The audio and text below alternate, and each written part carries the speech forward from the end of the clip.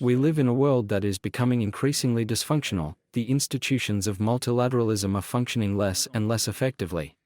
We are evolving into a world of great powers with a real temptation to divide the world amongst themselves. And I believe that what has happened in recent months, or even in recent days, has only reinforced this observation. This is the major risk to the international order in which we live. The United States is an established power, but one that is gradually turning away from some of its allies and freeing itself from the international rules it was still promoting until recently, whether in trade, certain security matters, or certain forums. And China is an ever-rising power that must choose diversified partnerships, but which is demonstrating increasingly uninhibited commercial aggression, especially since the post-COVID period, and which is now undermining the European economy.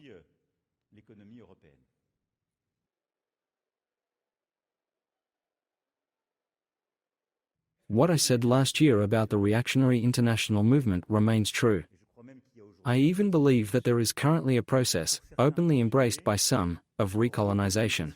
But fundamentally, we have found ourselves caught in a very strange game where we, French and Europeans, are subjected to anti-colonial rhetoric that no longer corresponds to realities, to our practices, and we are subjected to neocolonial aggression from some.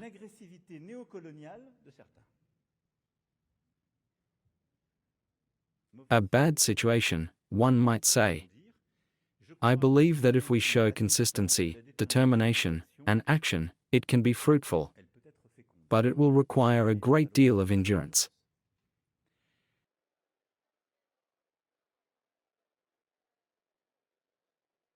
So, this is a vast subject, and frankly, it might seem completely naive and ironic to tell you that we're going to address international governance at a time when I'm telling you that there's utter chaos, the law of the strongest prevails.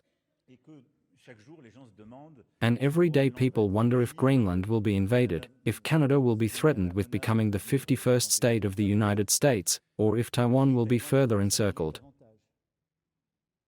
Several of you mentioned this in our discussions this morning. I think, on the contrary, that this is the right time. And in fact, it might be the only time. And it might be the right time to truly reinvest in the United Nations.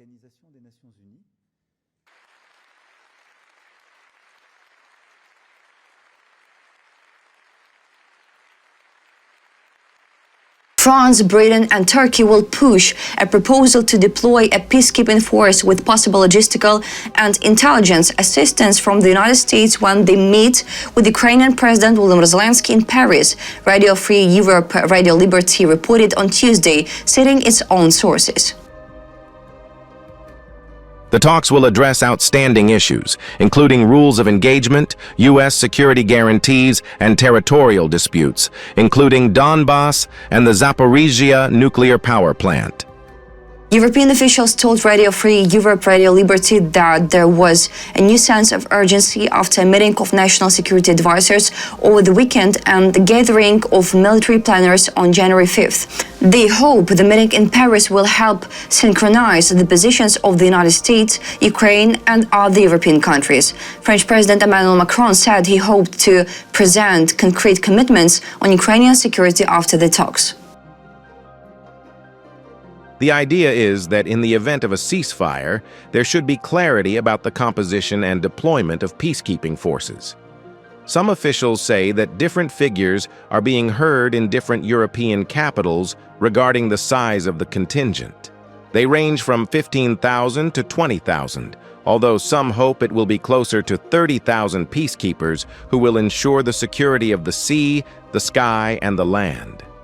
Military plans were not made public during the meeting. The bulk of the troops are to be provided by France and the United Kingdom, which will be responsible for the ground and air components. Turkey has made it clear that it will assume responsibility for the security of transport routes in the Black Sea. However, it is not yet clear how close the potential coalition of the willing forces will be to the contact line. Most European officials with whom are FERL spoke believed that they will be deployed in western Ukraine to support and train Ukrainian troops, the report says. One European diplomat acknowledged that one of the questions that still needs to be answered is the response to a possible Russian attack.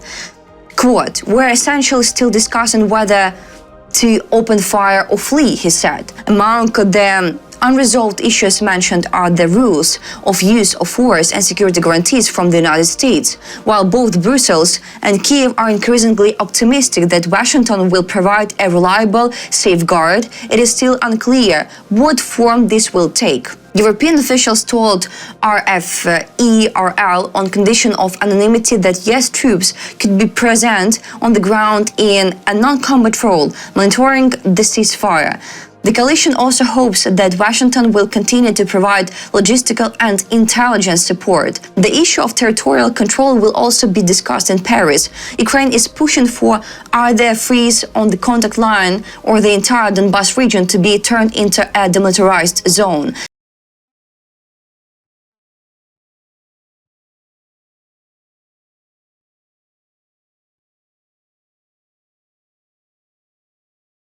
This meeting seals today a significant step forward reflected by the Paris Declaration, which provides robust security guarantees for a solid and lasting peace.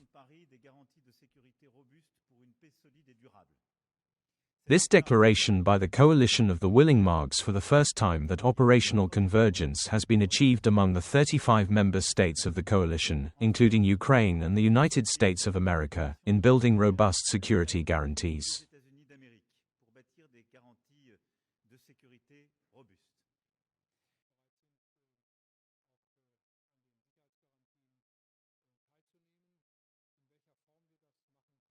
The presence today of President Trump's special envoys, the commitments made by President Trump himself, particularly what he said during the meeting held in Mar-a-Lago late last year with President Zelensky, demonstrate the United States' commitment to building peace and assuming its responsibilities.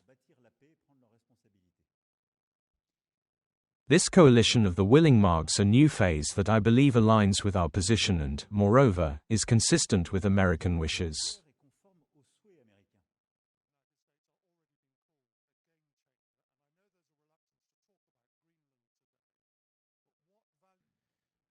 American support and participation are very important for many countries. They are very important for many countries that are members of NATO. They are very important because American capabilities, sometimes with exclusivity on certain components of these security guarantees, make them key. Recent weeks have marked a change since there has been an American commitment.